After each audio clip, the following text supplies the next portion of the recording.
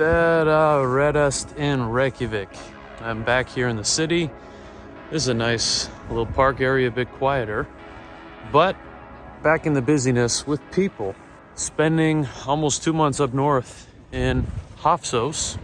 This was, I guess, in my life, the longest time I've spent in a really quiet rural area, which has been incredible. Very peaceful, great peace of mind, and of course, this opportunity to live in the author's residence of Bill Home, the poet, author, writer, intellectual, artist. Yeah, someone who in this very strange way I got to know, not by ever meeting him, but by living in his house, reading his books, literally his books that he's written, but also reading the books that he's read as well. And nearly every single book had a bookmark halfway through, which, is just like getting insight into a person's mind through their reading interests. But enough with all that now. I'm back in the city, back in civilization. And tomorrow I am going on the Round the Island tour with people from a genealogy community, Icelandic roots, people from North America, but that all trace their family roots to Iceland and are genealogists doing all that sort of stuff. And that'll be very interesting. And I'll learn a lot about that through that as well, and travel all around the island, go to many more rural areas, but meeting lots of people along the way as well. So I'm just going for a walk now up to Hallgrimskirkja, which is the main church, the big church in Iceland that everybody knows. It's the center of town, the big concrete church with the Leif Erikson statue out front. It's really quite the monument in Iceland. And so I'm just walking up this way to see how long it will take for me in the morning. We're supposed to meet here at 9 a.m. and begin our trip by going to Bessastaðir, which is the residence of the president. But unfortunately, the president is not able to receive us tomorrow. So his wife, Eliza Reid, who is a Canadian and an author and hosts a writers conference here in Iceland, she'll be receiving us, as Guðni, the president, is not able to. But it's okay because I met him last year on the program that I was here in Iceland for last year, and didn't really get a chance to meet Eliza, his wife. So I am actually excited for how that has turned out. And I'm just wondering the most convenient way to get up the hill to the church, which is just right up that way. And it is not some crazy transition to go from a very quiet, peaceful, rural, maritime life back into Reykjavik. It'd be different if I was going, I would say, of course, like New York or some big city, Toronto or Vancouver or something like that. But even just going back home to Calgary would be quite the difference from the lifestyle I was living in Hofsós.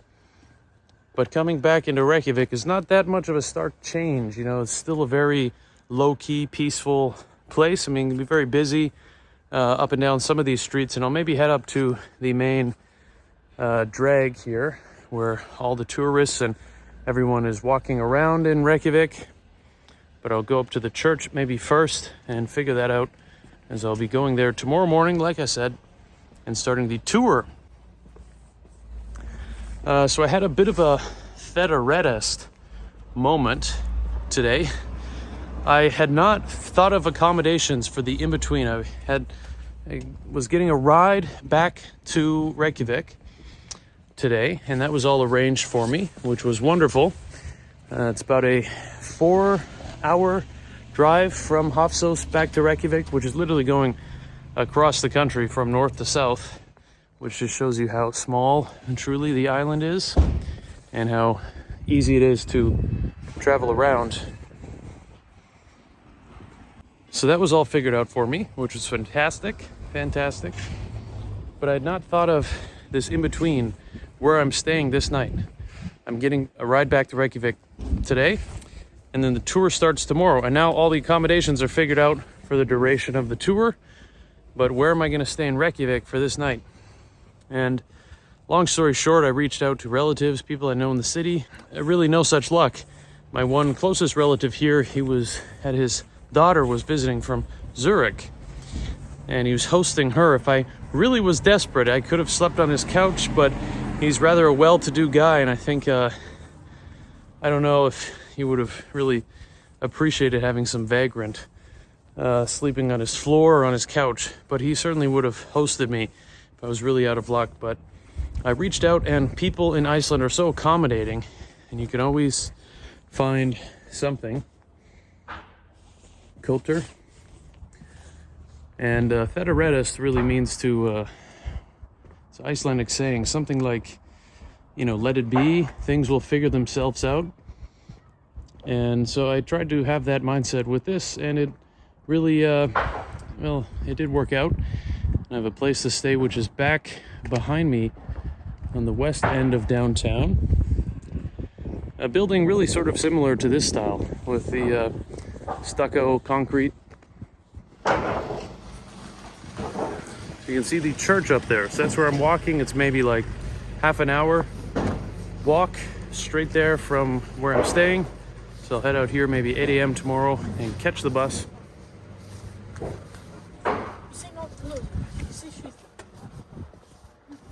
And from there, I'll head downtown and walk around some streets. I would like to go to the bonus grocery store and grab some nuts for the road tomorrow. I have a few hard-boiled eggs with me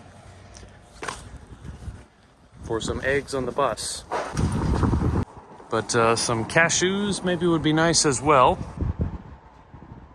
And certainly I'll get things cheaper than most of the stops that we'll have going around, and better to be prepared. But again, for the most part, most of the meals will be covered. All the dinners at least, some lunches, and every breakfast as well from the different hotels where we're staying. So I'll really be in good shape as we're traveling around. So I'm excited to be out and living on the bus again. Just like the 1 week tour I had last year. Good time for writing notes, learning, thinking. But this time for almost double the length of time living on the bus, but staying in better accommodations. Last year was a lot of hostels, which was great. I really enjoy the hostels in Iceland, and especially being in a group with people my age. We really made good work of the hostels where we were staying. But it will be nice to stay in some fancy hotels this time, experience something different. And here we are at Hallgrimskirkja. And somewhere here, I'll have to check, maybe just over in this parking lot, we'll be meeting a bus like that tomorrow morning. And we'll maybe actually go inside the church, as I've never been inside of it before. You can see this is Tourist Central, where everyone comes by and gets their pictures taken. And it looks like they have a service today, a concert, an organ and saxophone player, which would be admission for us. So maybe go inside and see.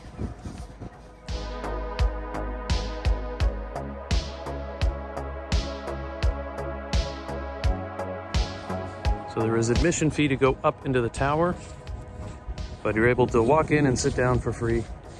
And yeah, it looks like there was maybe someone performing at the organ today, which would be quite cool to hear that. I had a couple people asking me in the museum that I was working there about the churches in Iceland. There's so many churches, not just in the cities. Like, again, this is the center of the city really in many ways, and really the focal point, a great place to meet people. And there's massive churches just like this all throughout.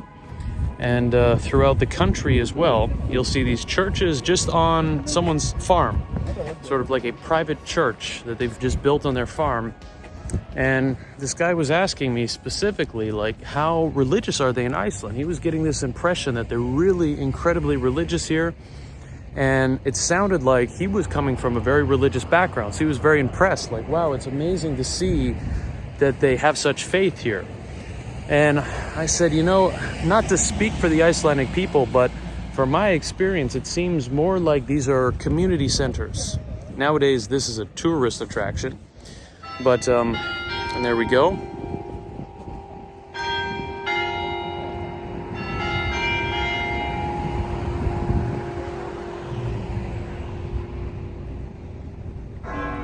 And they also keep the time, which is very convenient. But I was explaining to him in terms of actively going to church and worshiping, it's not so much here in Iceland. I've not met, at least personally, any Icelander who's actively going to church and is actively religious in that sense. But they will go to services for Christmas or for holidays, that sort of thing. Certainly weddings, funerals. But for the most part, it's not like a weekly religious worshiping sort of faith that they have here throughout Iceland. And I think throughout history that's been different, but even when Christianity was introduced here, it was adapting different pagan beliefs into it as well. It wasn't so, you must get rid of any other sort of beliefs and be a staunch Christian or a staunch Catholic. It was more like it was introduced and they accepted it quite easily. But then they also had flexibility for people to, have their pagan myths and their stories involved around that as well. So the history of Christianity in Iceland is interesting. You see all these churches, and you would think that the Icelandic people are the most religiously active Christians in the world. But it's, not so much, more like just community centers and now cultural attractions. But the Icelanders themselves seem to be pretty flexible with their belief systems. And yes, we'll just keep heading up this way. This is now getting into the main downtown area with all the restaurants and lots of cool spots and many good places to spend your hard-earned kroners, which I'm going to keep my wallet tightly on me and just go buy some cashews for the road tomorrow.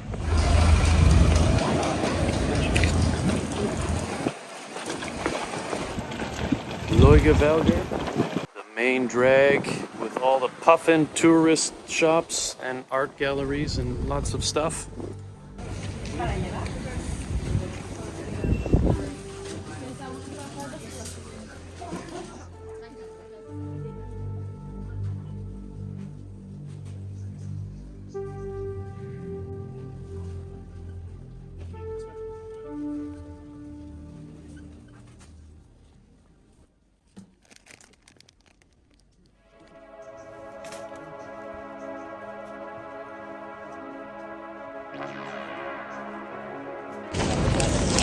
Almonds, cashews, cans of fish. The fish is small. Sardines, mackerel, and dark chocolate. I really think that should be all that I need. Just some nuts to snack on in between meals. And it's about $30 for, I think it was 500 grams of almonds, 500 grams cashews, 2 cans of fish, dark chocolate bar. It's a fine price. So, anyways, I feel good and walk around now and finish off the evening. Got a lot of time to kill. It's only 6 o'clock. I'll go back and finish some skier that I had. But beyond that, there's really no agenda this evening, so I'll just walk and walk so that I'm nice and tired and have a good night's sleep on the couch and head out early tomorrow morning. But tonight, just enjoy the Reykjavik views back in the city.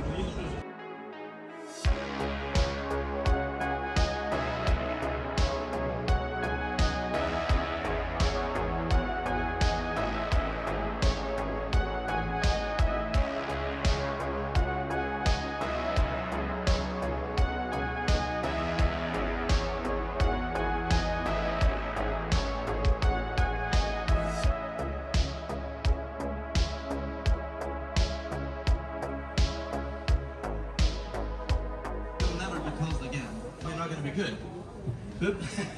But maybe someone will be fantastic. It will get me out of this bookstore and into Star. Who knows? My name is Sölvi, a little bit about me. I recently turned